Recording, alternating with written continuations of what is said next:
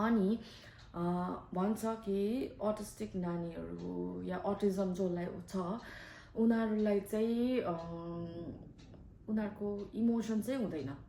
किनभने तपाईँहरूले कतिजना अब जस्ट इक्जाम्पल युनिसा या अब अरू नानीहरू छ मेरो साथीहरूको जसको नानीहरू यो कन्डिसनमा छन् होइन उनीहरूलाई थाहा छ उनीहरूले पनि हाई हेलो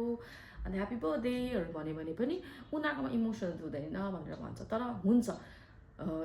उनीहरूकोमा यति साह्रो धेरै इमोसन्स हुन्छ तर उनीहरूलाई कसरी त्यो एक्सप्रेस गर्नु त्यो चाहिँ आउँदैन होइन अब कोही बेला अचानक अब उनीहरू मेल्ट डाउन भन्छ होइन अब रुँदै गरेको तपाईँहरूले देख्छ होला कोही बेला के गर्छ चिच्चाइ पठाउँछ उनीहरूले चाहिँ त्यो उनीहरूलाई के भित्र मनमा भइरहेको छ त्यो चाहिँ उनीहरूले एक्सप्रेस गर्नु नसकेर चाहिँ उनीहरूले चाहिँ त्यो व्यवहार देखाएको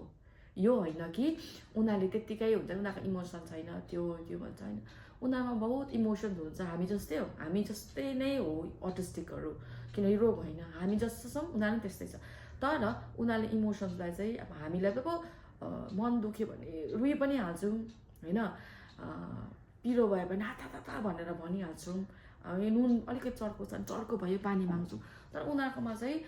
हुन्छ इमोसन्स र उनीहरूले चाहिँ एक्सप्रेस त्यसलाई कसरी चाहिँ व्यक्त गर्नु भनेर चाहिँ उनीहरूलाई चाहिँ त्यो चाहिँ आउँदैन त्यसले गर्दा हामीले कतिवटा कुरो त्यसमा उनीहरूलाई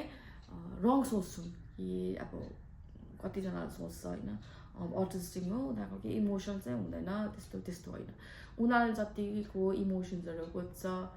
जति लिन्छ त्यो सायद हामीलाई थाहा हुँदैन क्या त्यति नै हो